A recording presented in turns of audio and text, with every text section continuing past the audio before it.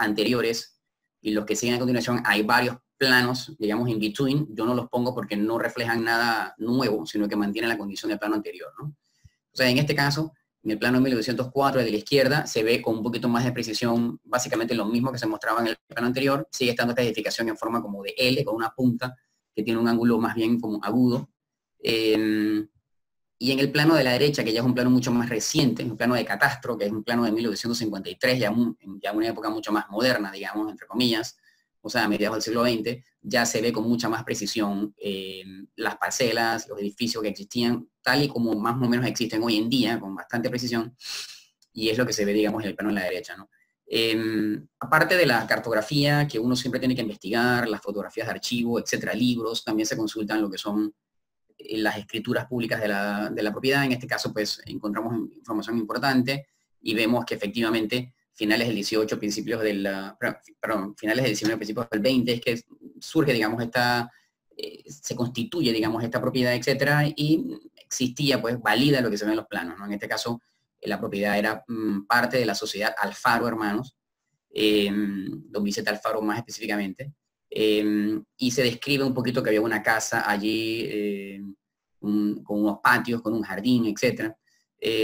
Para ese tiempo la avenida Eloy Alfaro, que es la que hoy se conoce como tal, en ese caso, en este tiempo se conocía como la carrera del mercado, porque el mercado público, como saben, estaba enfrente. Y la placita que está enfrente del proyecto, cuando uno va subiendo la rampa, se llamaba en ese tiempo la plazuela de Alfaro. Hoy se conoce como la Plaza 2 de Enero. Entonces de allí surge el nombre del proyecto y se adopta este nombre del proyecto, PH Plazuela de Alfaro, digamos en honor a los Alfaro, que eran los dueños de la propiedad, y a la avenida y a la plaza. Entonces, en estas fotografías que son ya más elocuentes, digamos, más contundentes, se ve un poquito las edificaciones que se estaban viendo en los planos anteriores, ¿no? En los planos de finales del 19, principios del 20, la edificación que primero estuvo es la que se ve en la fotografía de la izquierda, en la parte superior izquierda de esta lámina, con una flecha roja apuntando hacia abajo. Ahí está la casa que existía. Se ve que era una casa que tenía básicamente dos niveles. Digamos que un nivel 00 y un nivel 100, de mampostería, techo acanalado. Según avanza el tiempo, esto va evolucionando, y esto es muy importante en el casco. Sabemos que el casco es muy dinámico, por eso que es un centro histórico, patrimonio cultural eminentemente dinámico.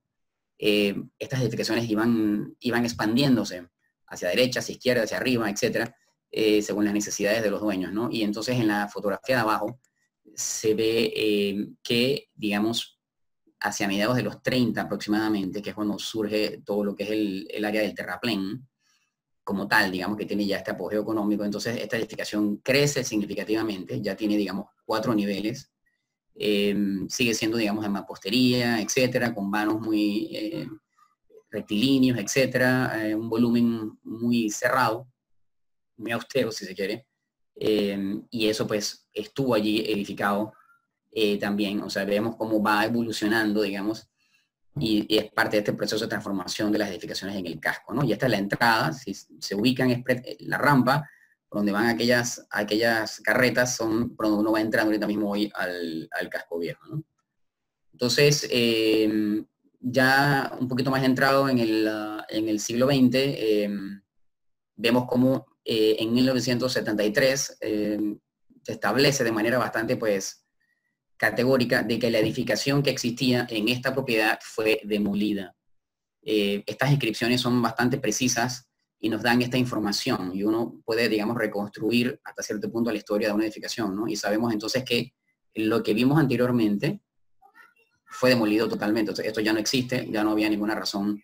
Es imposible restaurar algo que no existe, y reconstruirlo como tal y cual, hacer una réplica, eso es un tema que no es para nada aconsejable. Al contrario, eso está contraindicado, lo veremos a continuación. Entonces se demuele lo que había y se construye hacia 1973 lo que se ve en la fotografía de abajo. La fotografía de arriba no es precisamente Casa Alfaro, pero sí es la típica edificación que existe, digamos, en este momento, en esta área del terraplén, una edificación bastante austera, me explico, en donde los manos marcan muy bien los niveles, están alineados, digamos, verticalmente, digamos que las cubiertas tienen inclinaciones, pero algunas son tan leves que pareciera que fueran básicamente flat, o sea, como si fueran líneas horizontales prácticamente. Y son imágenes que nos quedaron en la retina a nosotros cuando fuimos diseñando el proyecto. Por otro lado, vemos que abajo entonces es lo que ya existe hoy en día, esta edificación que está en la fotografía de abajo, y sabemos pues entonces que esto básicamente se construye en 1973. Y es una edificación de hormigón con paredes de bloques de concreto, etcétera, una edificación que tiene una serie de problemas que veremos a continuación, y básicamente pues eso es lo que existe. Entonces, con eso queda por sentado que la edificación que tenemos fue una edificación que se construyó en el 73 a expensas de lo que había anteriormente, ¿no? Aquí vemos un levantamiento arquitectónico de toda la manzana 46, viendo hacia el Faro, hacia 1970. Este es un dibujo que hizo el arquitecto Carlos Flores Marini, un arquitecto muy importante, mexicano, ya murió, que en paz descanse, tuvo el honor de conocerlo varias veces, y fue uno de los, digamos, de los firmantes de la famosa Carta de Venecia, que fue la carta a través de la cual inició, digamos, todo este, digamos, lo que es este momentum moderno, si se quiere, de la restauración, ¿no? Todo lo que tiene que ver con la restauración. Entonces, este arquitecto estuvo aquí en Panamá trabajando por muchos años, 4 o 5 años más o menos, e hizo este levantamiento y vemos que efectivamente el edificio ya estaba, digamos, recién construido, ¿no? Entonces, vamos a pasar ahora a lo que es la situación actual y el programa de diseño. ¿Se me escucha bien, verdad? ¿Aló? Sí, se le escucha bien. Dele, excelente. Seguimos. Bueno, la edificación, básicamente, como saben, en el casco antiguo, esto ya se los he dicho yo en las veces que he ido anteriormente, no todas tienen el mismo valor, ¿no? Hay 4 órdenes de valor patrimonial, siendo el primero más importante, y eso se va decantando hasta el número 4. Las edificaciones de cuarto orden son las que no tienen prácticamente ningún valor. Y esta edificación efectivamente es de cuarto orden. De hecho, en la nota oficial del valor patrimonial de esta edificación, dice literalmente lo que yo he resaltado ahí en rojo, que toda la edificación es discordante. O sea, según Patrimonio Histórico, la Dirección Nacional de Patrimonio Histórico, que es la autoridad en este caso, que es como, digamos, como el municipio de Panamá, pues ya de salida está diciendo que la edificación es discordante. Digo, no necesitamos que nos lo diga para nosotros saberlo, pero eso deja muy pocas esperanzas de hacer nada con ella, ¿no? Así que, en fin, la zonificación es RMH2C2, o sea que se puede hacer un proyecto mixto, comercial, residencial, etcétera. Y está ubicado, pues, como vemos en la locación regional de la izquierda, justo en la entrada del casco. Cuando uno viene precisamente entrando al casco viejo, está esta edificación que medio que te recibe ahí en la entrada, ¿no? Entonces, básicamente los problemas de esta edificación, pues yo creo que están bastante claros, y los voy a enumerar muy rapidito, ¿no? Hay una discontinuidad total en el perfil de la fachada, o sea, si ustedes ven, esta manzana va bajando hacia la derecha según baja la topografía de la calle, entonces las propiedades tienen una especie de escalonamiento. Con esta edificación se forma como una especie de interrupción, hay una discontinuidad. Las proporciones de la edificación también son muy malas, o sea, las alturas de los pisos son bajísimas, las ventanas no son, digamos, de proporción vertical, como es el caso típico en el casco. El edificio está cimentado encima de la muralla de la ciudad, o sea, literalmente, de la contramuralla más bien, o sea, en la parte derecha, que lo veremos más a continuación, y acá en la lámina de la izquierda, en la foto de la izquierda hacia abajo, que se ve todo ya, digamos, demolido, el terreno adentro, se ve ese lienzo de muro a la izquierda de la foto, que es la contramuralla, un elemento defensivo militar que se construyó en 1688, y la edificación estaba literalmente cimentada encima de la contramuralla, lo cual hoy en día pues es, digamos, es contradicado por las normas, ¿no?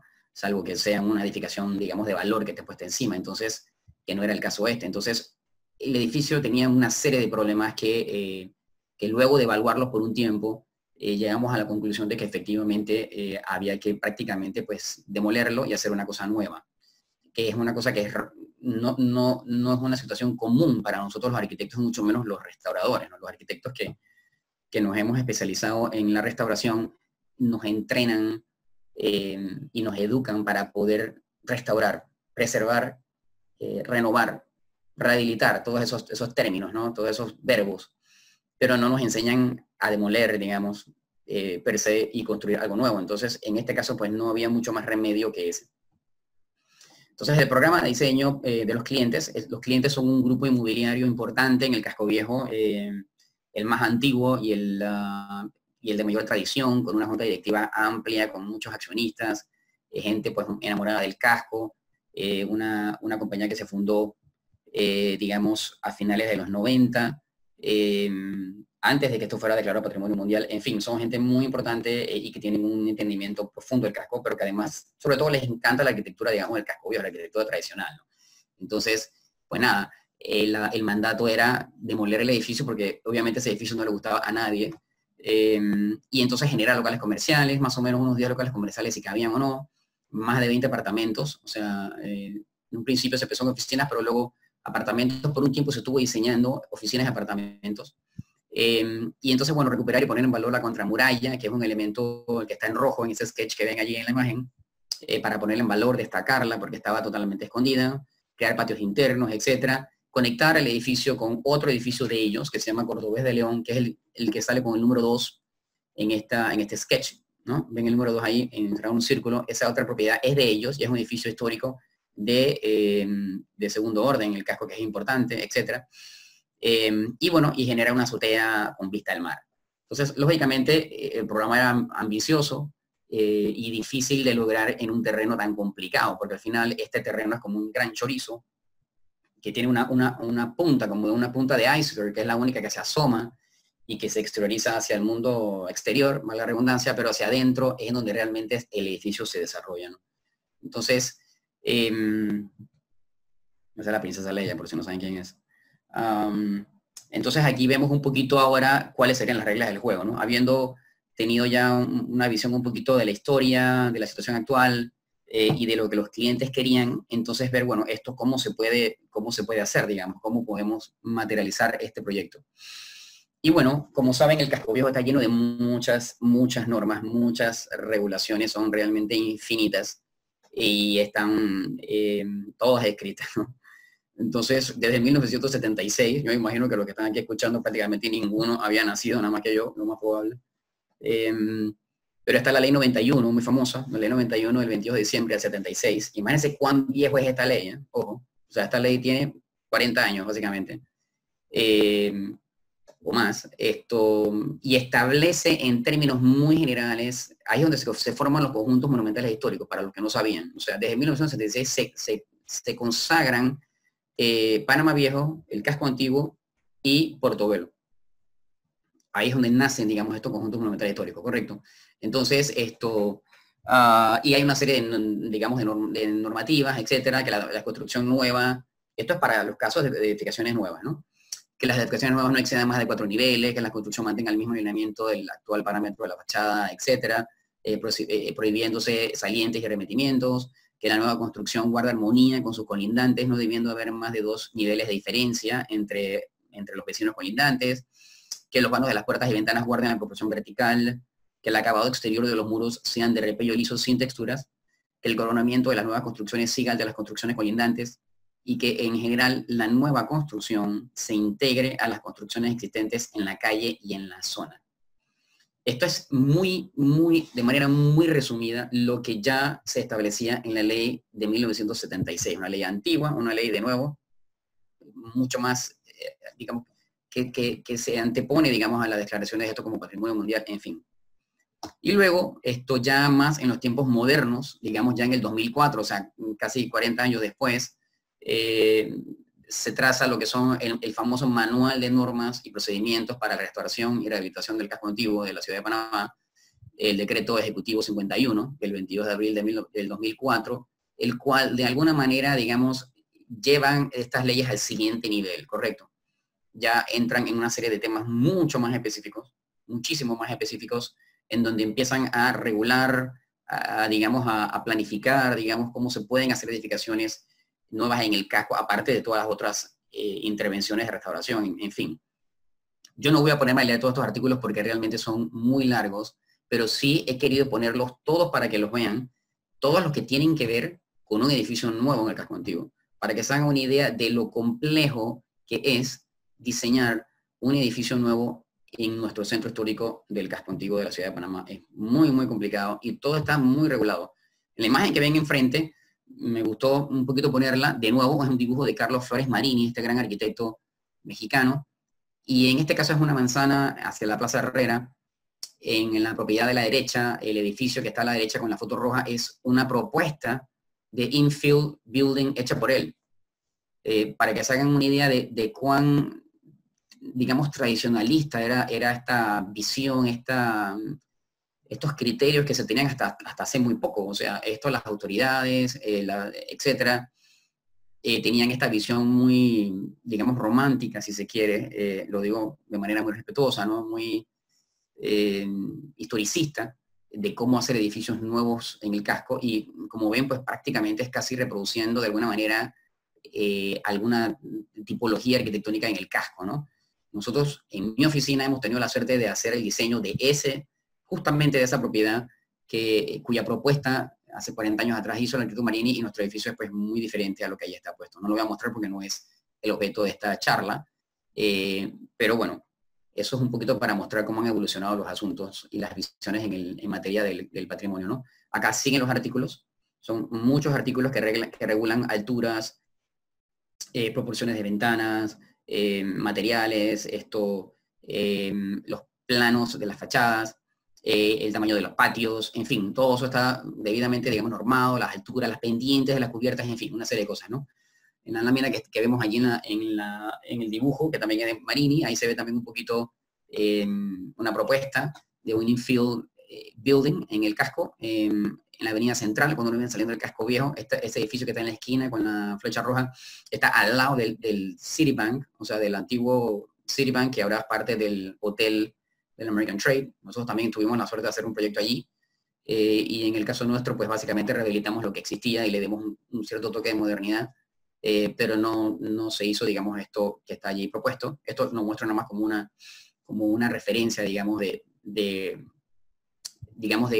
lo difícil y lo complejo que es el enfrentarse con esto de hacer un edificio nuevo en un centro histórico, ¿no? Y siguen los artículos, todo sigue avanzando. En el manual de normas son bastantes, por eso vuelvo y digo, no los voy a leer todos porque sería demasiado, pero de alguna manera están concebidos en función de los arquetipos y de las tipologías del casco. O sea, la idea de estas normas es de alguna manera garantizar que digamos, estos edificios nuevos que vayan a surgir, si es que se van a dar, porque son muy pocos casos, pues digamos que se integren, digamos, guarden una armonía, etcétera, con el centro histórico, pero casi que si uno lo lleva al pie de la letra, uno podría terminar copiando fácilmente cualquier arquetipo o tipología de edificio en el casco. Es muy difícil no terminar haciendo eso, digamos, ¿no? Cuando uno tiene tantas restricciones en el medio, y que son además mandatos por ley, que va a tener que evaluar una Comisión Nacional de Arqueología y Monumentos Históricos, que es la CONAMO, en donde hay profesores, en donde hay arquitectos, historiadores, etcétera, ingenieros, que evalúan. Es como un board de profesores que evalúa tu diseño, tiene que pasar por ese escrutinio, digamos, ¿no? Entonces esto es muy, muy difícil, no es como cualquier proyecto acá nuestro de arquitectura, que simplemente mandamos los planos al municipio y el municipio los va a revisar en función de las normativas NFPA 101, estructural, eléctrica, etcétera, pero no se va a meter con tu diseño. No va a venir a decirte si le gusta o si no le gusta, o si le parece o si no le parece, o si las proporciones, o si la estética, o si la tipología. Ellos no norman en ese sentido, pero en el casco sí. Entonces es muy complejo, ¿verdad? Y bueno, y siguen. Como verán, son muchos artículos que había que tomar en consideración y cumplir con todos ellos, además, ¿no? Entonces, bueno, aparte de esto, como si el tema fuera poco, existen, digamos, una serie de, digamos, lineamientos a nivel internacional que también establecen las pautas para poder hacer estos edificios, ¿no? No olvidemos que el casco antiguo es un sitio patrimonio mundial, y eso complica más todavía el asunto, porque no es, digamos, un conjunto monumental histórico X de un país X que no tiene una relevancia a nivel internacional o ante la comunidad internacional, sino que es un sitio que tiene un valor universal excepcional, que ha sido aceptado y adoptado por la comunidad internacional, y sobre el cual entonces empiezan también a regir una serie de cartas internacionales, una serie de doctrinas o de cartas doctrinales que los arquitectos tenemos que considerar. Esto es muy, muy importante. Y bueno, esto a veces uno lo deja de lado, ¿no? Entonces, en este caso, nosotros no quisimos dejar pasar esta oportunidad de alto porque también la idea era poder, digamos, traer sobre la palestra cómo se hacen este tipo de cosas en el resto del mundo.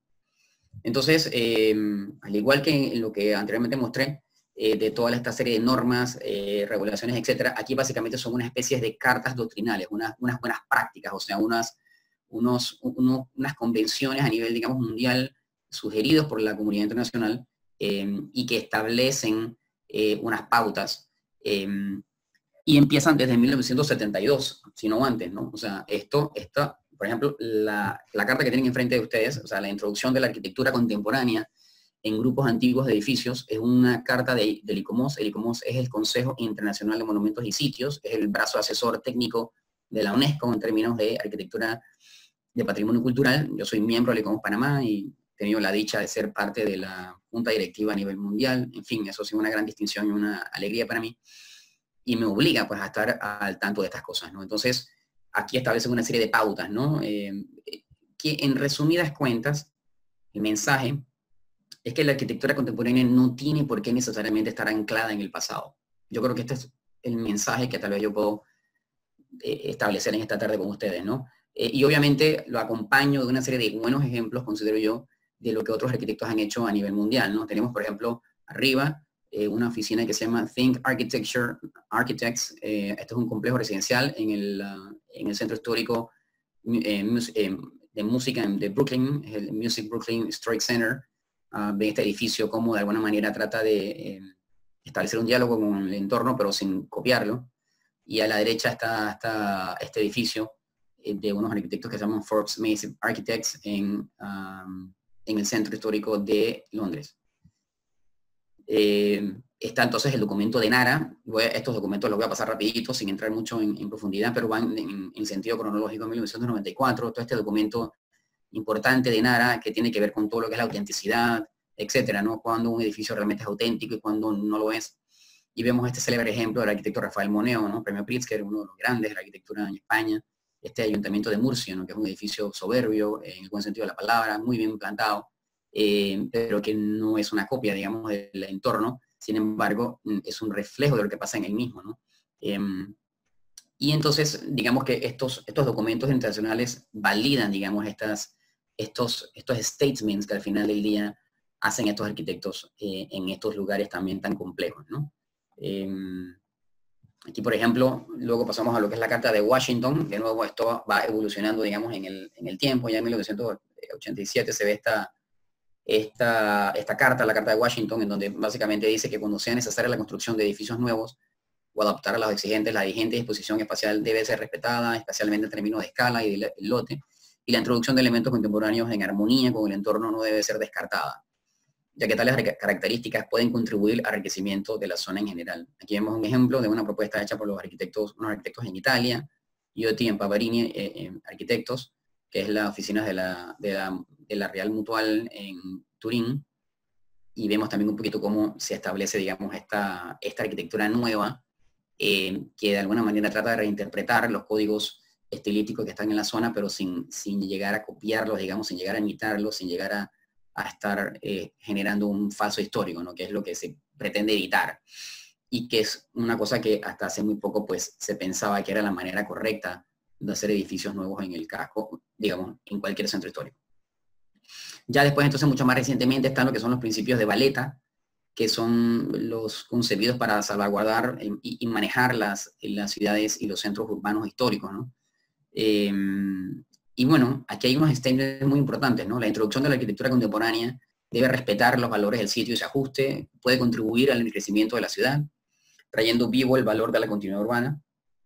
La nueva arquitectura debe ser coherente con lo espacial, organización de la zona histórica, respetuosa de su morfología tradicional, mientras que al mismo tiempo siendo una expresión válida de las tendencias arquitectónicas de su tiempo y su lugar. Entonces, frente tenemos un ejemplo de unos arquitectos, un proyecto en Berlín, en Alemania, David Chipperfield, y se ve también un poquito de alguna manera cómo se ponen en escena estas doctrinas, estos lineamientos, estos criterios, cómo se pueden materializar, ¿no? Es fácil decirlos, pero ponerlos ya, darles una forma es complicado. Acá vemos un ejemplo en Bélgica, en Malinas, Bélgica, y bueno, aquí continúa, digamos, estos statements de los principios de Valletta, ¿no? Que son también importantes. Y bueno, aquí básicamente, de nuevo, validan, digamos, cómo se puede establecer un camino para hacer una edificación nueva en un centro que tiene, digamos, mucha historia y que tiene una cohesión, digamos, muy importante, pero sin necesariamente esto caer, digamos, en una duplicidad o en una especie de falso histórico, ¿no?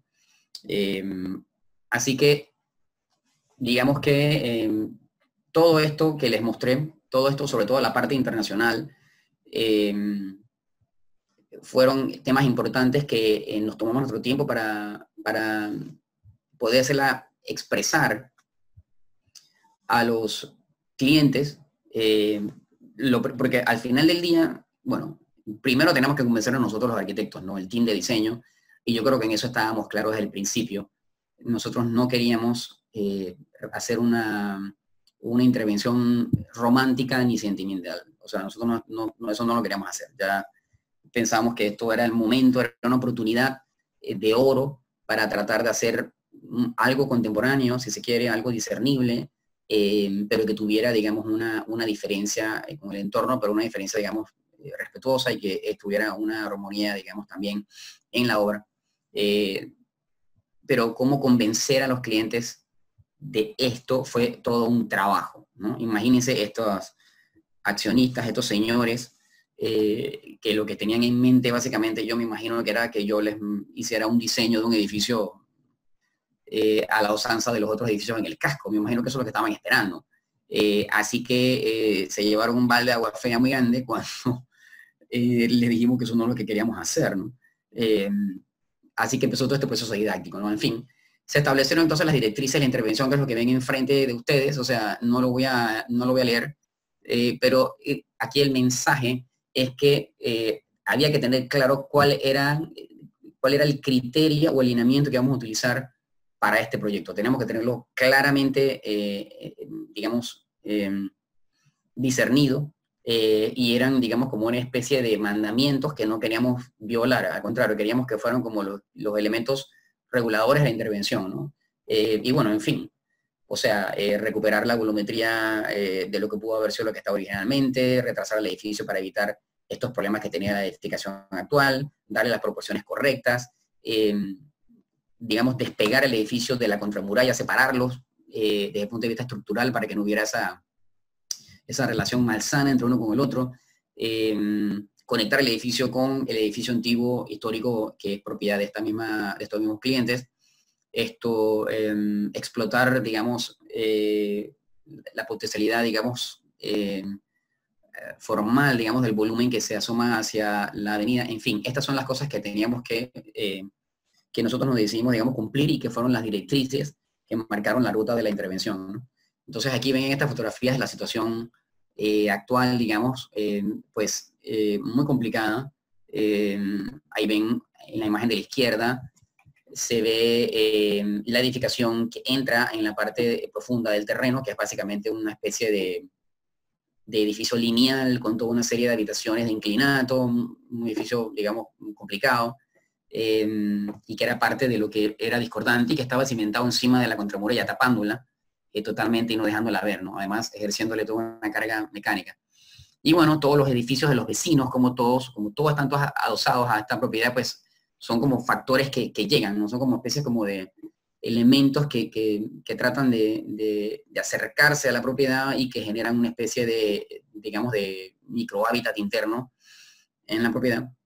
Y luego entonces el edificio, pues que finalmente se destaca hacia afuera, que es lo que uno ve, digamos, como la punta del iceberg, pero uno no se imagina todo lo que ocurre, digamos, hacia adentro. Entonces, aquí pues partimos de analizar la manzana, básicamente, ¿no? Lo primero, en vez de ponernos a proyectar algo, el ejercicio fue modelar toda la manzana. Y eso fue un trabajo que nos tomó un tiempo, verificar las alturas, ir allá a hacer prelevantamientos de fachadas, y modelar toda la manzana en 3D, literalmente crear una maqueta virtual, en la cual empezábamos a ensayar una serie de volúmenes, ¿no? Para poder entender un poquito cómo son las dinámicas y funcionamiento de estas manzanas, etcétera, la relación digamos, con los llenos y con los vacíos de los vecinos, etcétera. Todo eso se fueron ensayando a través de toda una serie, digamos, de bosquejos de volúmenes que se fueron ensayando a lo largo de varios meses, en realidad. Ahí vemos un poquito las edificaciones, iban tomando distintas formas, los volúmenes. La idea era no hacer un solo volumen porque el edificio era muy largo, muy tipo chorizo, pero digamos que fragmentar los volúmenes de este proyecto y aislarlos, digamos, a través de puentes o a través de balcones, ¿no? Como el Casco Viejo es digamos, balcones, que digamos, parte de la tipología del casco. La idea era utilizar los balcones como elementos de unión entre los distintos volúmenes. Pero esos balcones se les quiso dar un tratamiento moderno, plataformas, digamos, como elementos muy horizontales, muy flat, y establecer planos que pudieran comunicar los distintos volúmenes, y entonces los volúmenes se separaban uno del otro en función de lo que estaba sucediendo, digamos, en el entorno. Y bueno, se ensayaron varias propuestas, se fue subiendo entonces el edificio, se empezaron a ver ciertos alzados. En este caso todavía los clientes no estaban seguros de si querían oficinas o si querían, digamos, apartamentos, así que por un tiempo se estuvo manejando alternativas de oficinas. El edificio era mucho más permeable, se había empezado un poquito más con vidrio, digamos, para poder, digamos, potenciar desde adentro las vistas del entorno. O sea que el edificio, como el edificio en sí mismo no tiene ningún valor histórico, nuestra idea era de que realmente lo que se gozara era la vista del entorno.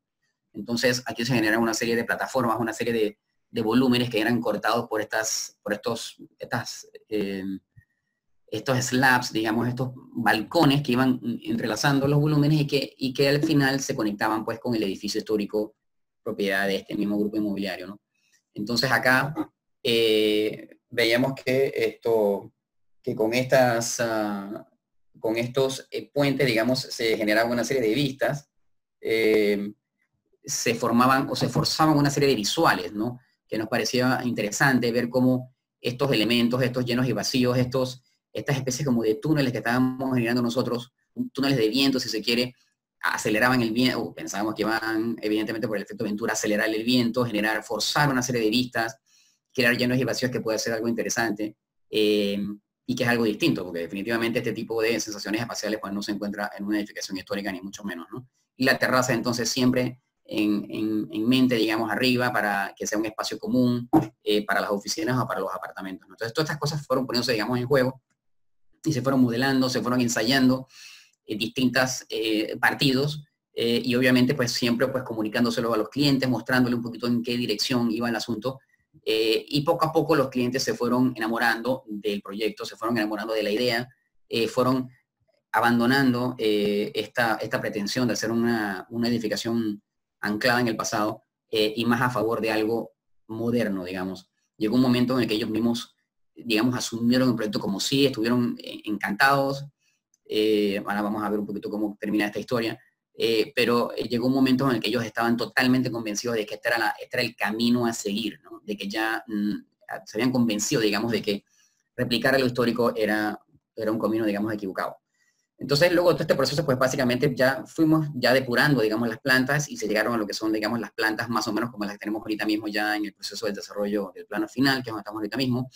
Pero básicamente, en esencia, lo que se hizo fue invertir, digamos, en la ubicación del patio y generar un patio lineal, digamos, que corre paralelo a la contramuralla de la ciudad. O sea, poner en valor este elemento de 1688, que se destaque, que se pueda ver, porque ha estado oculto todo este tiempo, destacarlo, y que ese patio lineal fuera el elemento conector entre la entrada de la propiedad nuestra y la conexión con el edificio histórico de estos mismos grupos inmobiliarios. Y esta parte, digamos, de la planta baja, o sótano, si se quiere, pues era básicamente toda comercial, y los elementos de conexión, de circulación vertical en tiendas, escaleras y elevadores se ubicaban básicamente hacia los patios. Así que la idea era separar estos tres volúmenes claramente entre sí y conectados por estos elementos, digamos, comunes, ¿no? En la parte de atrás, pues, un retiro obligatorio de 2 metros hacia la contramuralla, hacia el baluarte de Barlovento, que está en la parte de la esquina inferior izquierda, que también era una condicionante, y que de alguna manera condicionaban, valga la redundancia, la forma de los volúmenes, ¿no? Entonces esto fue subiendo, digamos, esta planta se fue teniendo distintos dinamismos a la medida que iba subiendo, y ya a partir de los niveles superiores, la idea era generar apartamentos, ¿no? La idea de las oficinas se abandonó por lo complicado del sitio, por la falta de estacionamientos, en fin, y la poca demanda de oficinas en el casco, así que se fueron por la línea de los apartamentos eficientes, que son los que ven ahí en las plantas. El proyecto tiene 23 apartamentos en total, pequeños, eficientes. La verdad que son apartamentos yo creo que van a quedar, deben de quedar bien, hopefully. Ahora van a ver un poquito cómo quedarían estos apartamentos. Así que básicamente apartamentos en los niveles superiores, con distintos, digamos, entrantes y salientes, pero digamos siempre con estos tres volúmenes marcándose claramente en la lectura, digamos, de la volumetría de la edificación. Y esta especie como de plataformas o puentes que son los que los unen y los van, digamos, entrelazando hasta que uno llega a la planta, digamos, de la azotea. Entonces, una vez teniendo un poquito clara el tema de las plantas, el tema de la envergadura del edificio en términos volumétricos, pues empezamos ya a trabajar un poquito con lo que eran las fachadas, ¿no? En este caso, nosotros contamos pues con la ayuda invaluable de dos arquitectos muy talentosos, David Tapia y Rafael Watson. Creo que los dos están ahorita mismo conectados en esta charla, y Rafa les va a dar una charla a ustedes, creo que pasado mañana. Entonces, estos me están... Perdón.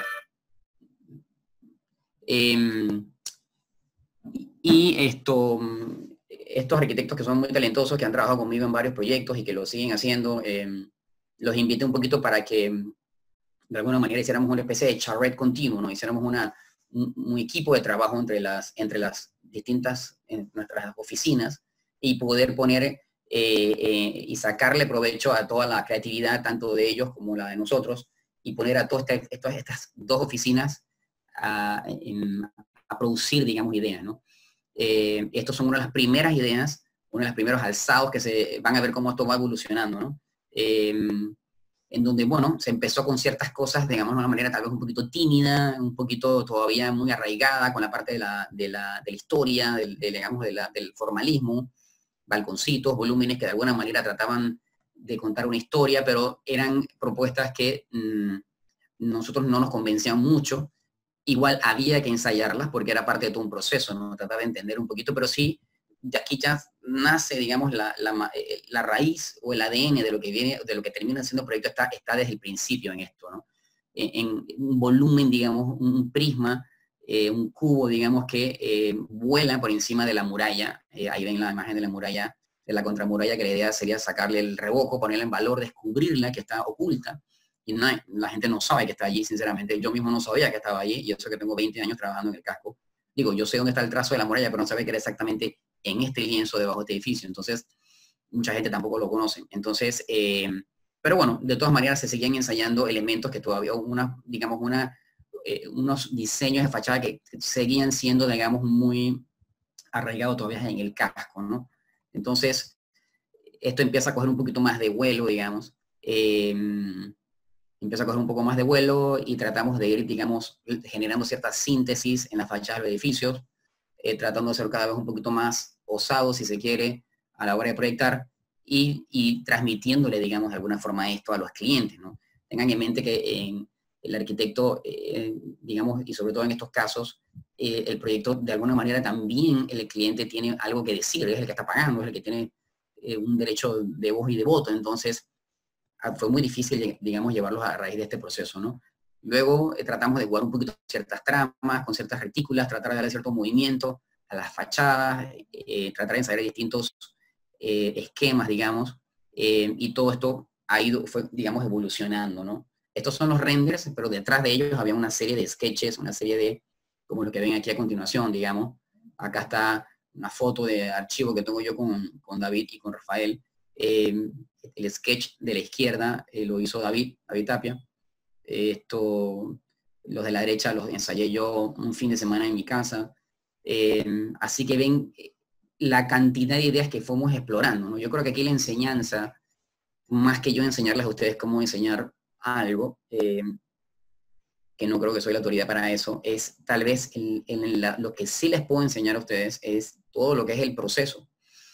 Y cómo esa búsqueda incansable, ese ensayo y error, o sea, estar conscientes de lo que uno proyecta, de lo que a uno se le ocurre, tiene que pasar por un proceso de escrutinio, de valoración, de discernimiento, y uno termina tirando muchos sketches a la basura, pero ninguno está de más, o sea, cada uno fue llevando a algo nuevo, fuimos aprendiendo de lo que íbamos diseñando, a pesar de que fueron ideas que se fueron descartando, o que luego veíamos que no estaban del todo acertadas, pues todo eso fue sirviendo, ¿no?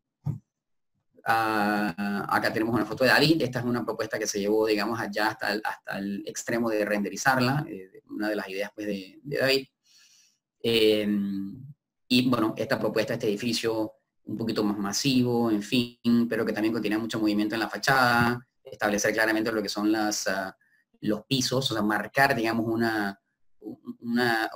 delimitarlos muy claramente lo que son las losas, y trabajar un poquito con estas formas, con estas escalas, ¿no? Hacer una especie de reinterpretación un poquito más contemporánea.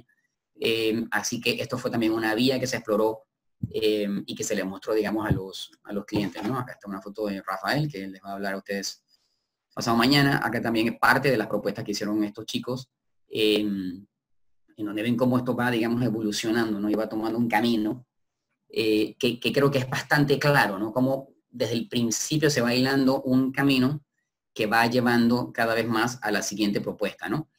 Esta propuesta que está aquí tuvo varias variantes, tuvo como 6 o 7 variantes que se le mostraron también a los clientes, así que también fue un camino que nos ayudó mucho a tratar de ver el impacto que pudiera tener este edificio y tratar de medir, digamos, esa integración de esta fachada o de este volumen con el entorno, ¿no? Acá, digamos, esto llevado, digamos, a ciertos niveles de extremo en el cual ya se empezaban a romper ciertas volumetrías, ciertas escalas, unificar pisos para crear una especie de dobles alturas y generar ya un volumen un poquito más brutalista, si se quiere, y que también nos ayudó un poquito a ir depurando, digamos, todo esto, ¿no? La idea fue ir midiendo, digamos, la inserción y, digamos, el diálogo, digamos, de la edificación en función del lugar en el que se encuentra, ¿no? Y bueno, todo esto nos fue llevando entonces finalmente a dos últimas, digamos, alternativas de diseño, que son estas que les voy a mostrar a continuación. Esta que está aquí, que es, digamos, una propuesta un poquito más limpia, un poquito más fina, digamos, si se quiere, de la anterior, de justamente la anterior, en donde ya se establece con un poquito más de finura, la escala, las proporciones,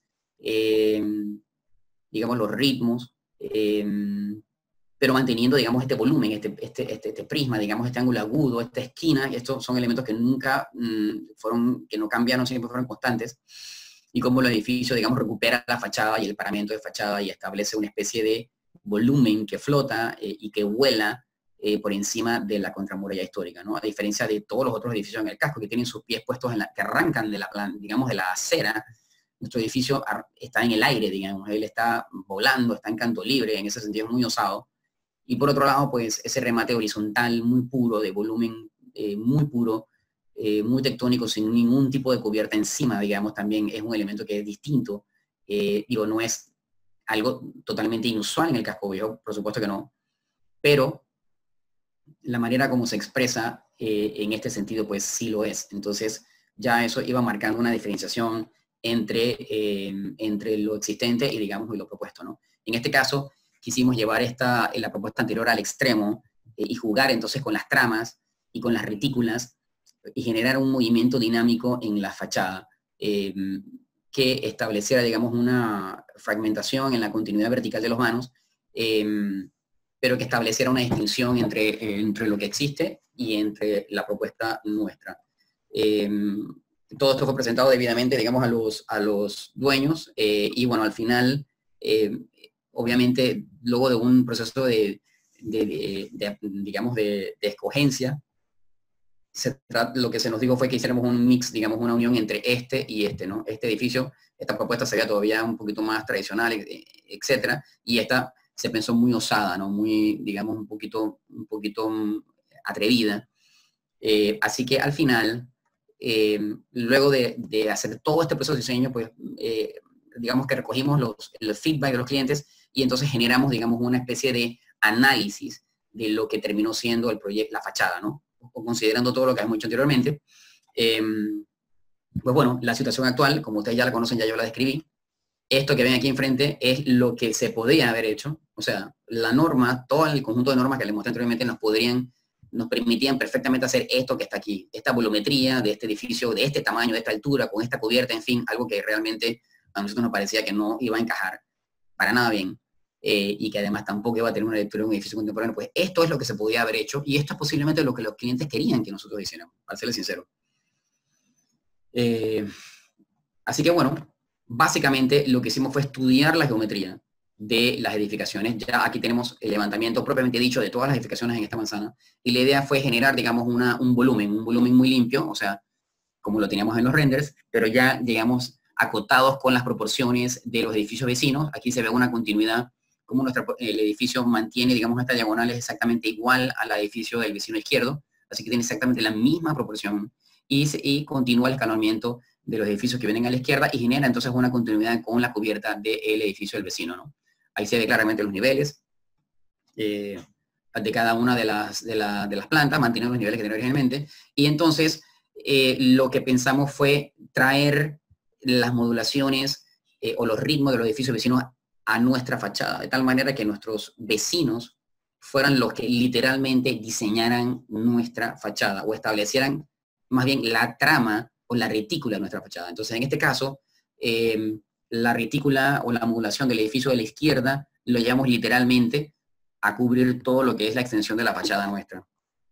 Aquí hicimos lo mismo con el edificio de la derecha, o sea, todo lo que es la retícula de los vanos de Casalola, que es el edificio que está a la derecha, lo trajimos hacia la fachada nuestra y se van superponiendo como distintos layers, como si fueran distintas layers, distintas capas de una cebolla. Como el edificio de la izquierda además tiene una estructura vista, un pórtico, digamos, una galería porticada con columnas, nos trajimos digamos, la modulación de las columnas también a nuestro edificio y se superpuso con las otras dos que ya estaban, ¿verdad? Luego, los elementos, digamos, de las alturas de los pisos y las líneas horizontales se trajeron de los edificios vecinos para que hubiera una continuidad en el dibujo de las líneas horizontales. Y para darle un toque distinto a nuestra fachada y generar una especie de movimiento, decidimos mover o desplazar el equivalente a un módulo, el piso del medio. Como 3 es un número impar y tiene, digamos, esa ventaja, el piso del medio se pensó moverlo, desplazarlo literalmente, medio módulo, cosa que no sucede en ningún edificio en el Casco Viejo. Esto sería casi que, digamos, impensable en esta arquitectura, ¿no? Porque eso sería una cosa... no sé, fuera de todo canon arquitectónico, digamos. Entonces nosotros sí pensamos en hacerlo porque obviamente esto es un edificio nuevo, no estamos diseñando ya en el siglo XIX, y esto nos daba, digamos, este movimiento, ¿no? Y aquí sale entonces la fachada, o sea, la fachada, habiendo ya generado lo que son los balcones y los llenos y vacíos en función de estas retículas superpuestas de los vecinos, en nuestra fachada, pues, crea, digamos, esto, que de alguna manera venía ya en todos los renders y todas las volumetrías que habíamos ensayado anteriormente, y que no es muy distinto, digamos, de esta imagen que mostramos a continuación, que era esta típica edificación, digamos, que existía en el entorno, en el área del terraplén, estas edificaciones frente al mar, pero por supuesto es un edificio totalmente, digamos, reinterpretado. Y bueno, acá ven entonces ya lo que son los renders. Voy a ir rápido porque no sé si ya me estoy pasando el tiempo. Así que aquí ven un poquito ya cómo se expresa, digamos, todo este ejercicio que se ha hecho. Ves cómo el edificio, digamos, mantiene este escalonamiento, esta continuidad con los edificios de la izquierda, pero él, digamos que al girar y dar la vuelta, busca, digamos, integrarse con el edificio de la derecha, que ven una vista un poquito más cerca de lo que es la volumetría, y ven estos planos, este juego de planos, ¿no? Como de alguna manera los vanos en realidad están desplazados a nivel del medio, y entonces hay una especie de dinamismo, hay un movimiento en los vanos, y lo interesante de este edificio es que según uno vaya caminando, vaya uno en el auto, uno va a haber momentos en los que va a parecer que los vanos están alineados verticalmente todos, pero en realidad no lo están. Entonces ellos van a empezar a moverse, se van a empezar a separar uno del otro según yo me vaya moviendo, y esta dinámica, este engaño, digamos, al ojo que genera este edificio nos parece que es muy, muy interesante. Y cómo establece todos estos estos 3 niveles de las modulaciones del edificio quedan, digamos, patentes en los planos de la fachada, ¿no? Estos 3 planos de cada retícula se retrasa una con respecto a la otra, unos 20 centímetros, y genera, digamos, estas profundidades que tampoco lo tiene ningún edificio en el casco, ¿no? Aquí se ve un poquito el tema. Aquí ven la esquina, digamos, como esta esquina con fuerza, como el edificio tiene mucha presencia, tiene mucha personalidad, pero es un edificio que está diseñado en función literalmente de los vecinos, no es una cosa hecha al azar. De hecho, este edificio no podría tener esta forma si no estuviera allí, sinceramente. Si estuviera en otro lado, tendría que hacer otra cosa. Yo no puedo ponerlo en otro lado. Y si tuviera otra implantación, tendría, digamos, otra forma, otra consecuencia, ¿no? Aquí la vista es un poquito de los apartamentos ya desde adentro, cómo van a quedar. Estos son unos renders que se generaron con Vaslavo, Cogo Design, que es un artistazo que también trabajó con nosotros acá. Estos son las vistas de los apartamentos viendo, digamos, hacia la calle. Esta es otra vista de lo que pueden ser los apartamentos que dan hacia adentro. Estos son unos renders, no son una fotografía, sino son unos renders que se generaron para mostrar a los clientes cómo quedarían entonces los apartamentos. Aquí tenemos otro de los apartamentos también, digamos, internos, con sus vistas hacia los patios. Este es, digamos, el típico apartamento tipo studio loft, abiertos, espacios muy permeables, muy diáfanos. Los apartamentos de la esquina, que tendrían, digamos, toda esta gran visual hacia todo el entorno histórico, que eso es lo que nos parece que es lo más importante, ¿verdad? La vista, digamos, de las cocinas típicas de los apartamentos. Este es un apartamento típico, estas serían las que están en las esquinas, hacia la calle, con toda la vista a la bahía, con toda la vista, digamos, al casco y con una muy buena altura, pero con una lectura, digamos, contemporánea, si se quiere. Y bueno, aquí ya con esta lámina, de alguna manera se resumen un poquito, yo creo, lo que serían estas fases, ¿no?, que ha tenido esta propiedad. La primera, este edificio, digamos, más pequeño, más tímido. La segunda, ya como crece, luego lo demuelen y se construye lo que existe hoy en día, pero que hay que, digamos, reemplazarlo, digamos, por entonces algo contemporáneo, algo un poquito más, con un sello más actual. Así que aquí termino la ponencia y estoy abierto a sus comentarios.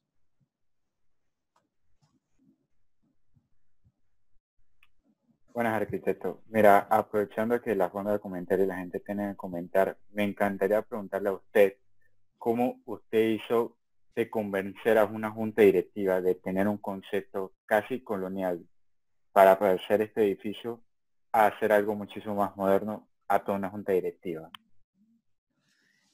Bueno, muy buena pregunta. La verdad que yo, la verdad que todavía no sé ni cómo lo hicimos, ¿no? Pero sí, fue una tarea, sí me acuerdo dónde fue en el Club Unión. Me acuerdo aquella tarde que yo iba muerto de miedo, y estaban todos estos señores que son de las familias más pudientes de este país, y venía yo con esto, ¿no? La verdad que yo pensé que me iban, o sea, que me iban a hacer pagar hasta mi plato de comida, ¿no? Pero bueno, nos armamos de valor, sinceramente, y se le hizo toda esta docencia. Todas estas cartas internacionales fueron muy importantes para ellos entender cómo en el resto del mundo, ya no hablemos en Panamá, cómo en el resto del mundo se abordan, cómo los arquitectos y los grupos inmobiliarios abordan este tipo de construcciones. Y se les mostraron estos ejemplos. Yo creo que ahí fue donde donde los pudimos convencer. No leyéndole estas doctrinas internacionales que caen como muy pesadas y que la gente no va a entender, sino mostrándoles cómo se traduce eso físicamente en un edificio. Entonces, eso a ellos les gustó, o sea, vieron que había una manera de hacerlo. Y entonces la otra, que fue muy, muy importante, era jugar con el orgullo de esta gente. O sea, y eso es un tema que yo aprendí siendo estudiante, ¿no? Tú tienes en tu vista de fondo de tu pantalla, tienes este edificio célebre de Clorindo Testa en el microcentro de Buenos Aires. Clorindo fue profesor nuestro en Buenos Aires. Yo estudié arquitectura en Argentina. Wow. Así es. Y ese edificio que tienes detrás tuyo, nosotros lo tuvimos que visitar varias veces. Y ese edificio es un infill building en el microcentro de Buenos Aires. Y él tuvo mucho coraje de poder plantar ese edificio brutalista para un banco, que era el Banco de Londres. En aquel entonces, ahora es el Banco Hipotecario de Buenos Aires, ¿no? Entonces, nada, al final del día, una cosa que me enseñaron en Argentina, en Buenos Aires, era tratar de tocarle la fibra del orgullo y de la vanidad de los clientes. Nuestros clientes son muy vanidosos, la mayoría de los, igual que somos nosotros, ¿eh? Toda la persona, los arquitectos somos extremadamente vanidosos, ¿no? Entonces, tocarle esa fibra de la vanidad y decirle a estos señores, miren señores, ustedes son, si hay alguien en este país que tiene el derecho, digamos, por decirlo de alguna forma, de darse su lugar y de proponer algo como esto, son ustedes que han estado pagando 20 años de restauración en el Casco Viejo, que son, digamos, una autoridad en ese sentido, y ahora les tocó a ustedes darse esa licencia. Y ese comentario, cuando yo lo solté en esa mesa, esa tarde, en esta cena de lujo allí en el Club Unión, yo creo que ahí fue donde ellos mordieron el anzuelo totalmente. Wow. Disculpe, yo sé que esto no tiene nada que ver con la conferencia, pero ¿cómo fue la clase con Florido Tesla o Testa? Testa. Bueno, él estaba muy mayor cuando estábamos nosotros allá en Buenos Aires. En realidad, él pasó de manera muy fugaz por la facultad, pero era un maestro, realmente uno de los grandes maestros de arquitectura argentina y de los, digamos, exponentes del movimiento moderno, ¿no? De Le Corbusier en Argentina. Fue, la verdad, que muy importante. Y tal vez una de las cosas que él nos enseñó, o que, bueno, no tanto como que nos enseñó, pero que quedaron muy patentes, y todos estos concursos, la mayor parte de los edificios célebres de eso los ganó por concurso. Y una cosa que era notoria era que en cada concurso tenía un grupo de socios diferentes. Entonces, esta manera de hacer arquitectura con otros colegas, como de alguna manera tenemos esa filosofía en la oficina con estos chicos, David y Rafa, etcétera, y con otros arquitectos, yo creo que es muy importante la colaboración. Yo creo que es una de las enseñanzas del arquitecto Clorindo, cómo podemos ponernos de acuerdo, digamos, entre arquitectos afines, cómo se pueden poner de acuerdo, cómo pueden enriquecer algo y llevarlo al siguiente nivel, digamos, y ser una cosa que cada uno puede decir que tiene una parte de sí en ese diseño. Entonces yo creo que eso tal vez es uno de los legados de este señor. Perfecto, ya aquí tenemos la primera pregunta del señor Eric Fonseca, que quisiera preguntar, que primeramente le estaba agradeciendo por la presentación, y quisiera preguntarle si utiliza algún tipo de software BIM para la generación de diseño, cumpliendo con la normativa exigida. ¿Me repites la pregunta? Ok, aquí le estaba agradeciendo totalmente por la presentación y le quería preguntar si utiliza algún tipo de software BIM para la generación de diseño, cumpliendo con las normativas exigidas. No, en realidad nosotros hasta ahora en la oficina trabajo más que nada es con AutoCAD y trabajamos en SketchUp. Y bueno, los renders ya se hacen en Lumion o se hacen en V-Ray, etcétera, dependiendo de lo que se utilice, pero por ahora no hemos utilizado BIM como tal en este proyecto. Por ahora ha sido básicamente sketches y bueno, y modelarlo, digamos, en 3 dimensiones ya en SketchUp de una manera un poquito más convencional. No ha habido ese requerimiento todavía. Perfecto. Veo que por el grupo es como que no. Vamos a esperar que algunas personas deseen hacer una pregunta, si no ya dar por concluida esta conferencia.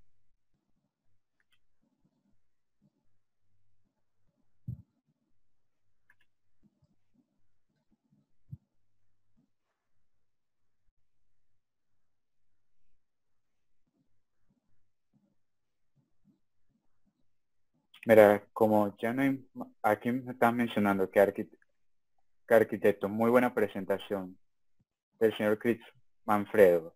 Admiro todo su trabajo. Aquí el señor John Paul Ortega, aquí nos está mencionando en el tema normativo, ¿qué lo limitó más? En el tema normativo, lo que más nos limitó, wow, yo creo que todo nos limitó. Tal vez lo que más limitaba era básicamente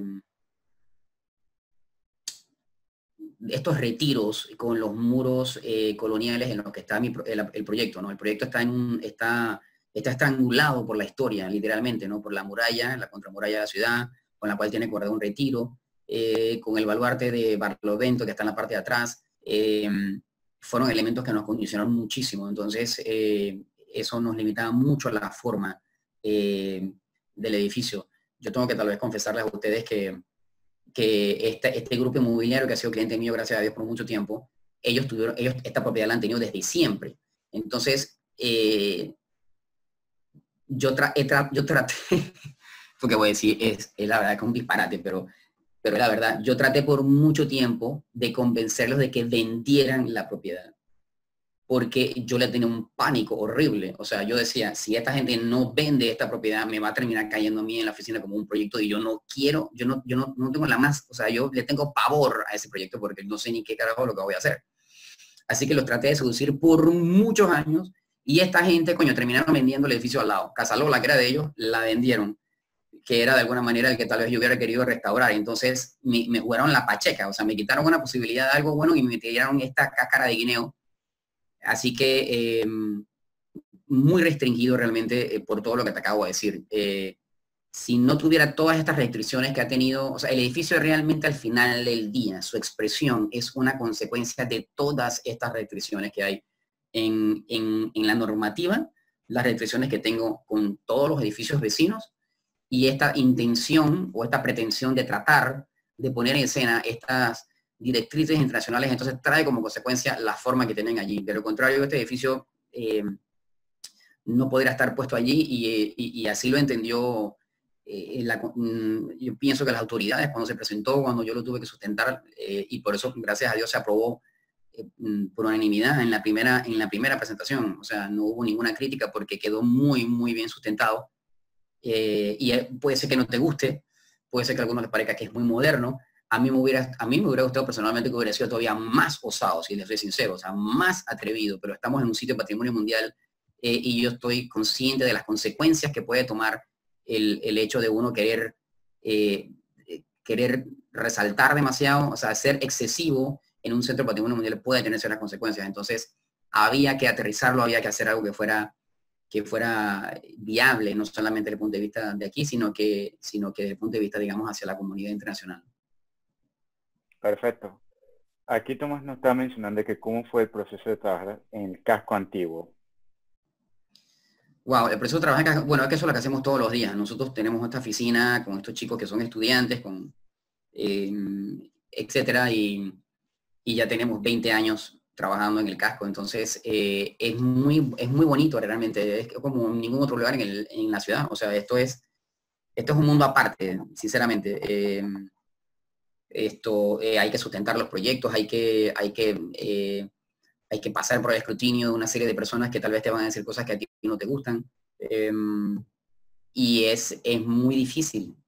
Hay que leer mucho, hay que estudiar mucho historia, hay que tener mucha conciencia de la parte histórica y conocerse todas estas leyes a nivel nacional e internacional y ponerlas en escena. Así que realmente es un trabajo, es una aventura. Cada proyecto en el Casco Viejo es una aventura que uno no sabe en qué camino te va a llevar, sinceramente. Wow. Mira, aprovechando y quería preguntarle una cosa a usted. ¿Con cuánto demoró el proceso de usted de diseño de la conceptualización a los clientes hasta que ya diera a la junta directiva que este edificio se le encantó a toda la junta? Mira, le voy a decir algo para que no se vayan a desanimar, ¿no? Con lo que les voy a decir, porque también tuvo mucho on and off de parte de los clientes, pero el anteproyecto tomó 2 años. 2 años tomó, desde el día que me llamaron hasta el día en el que teníamos el anteproyecto presentado ante las autoridades, pasaron 2 años.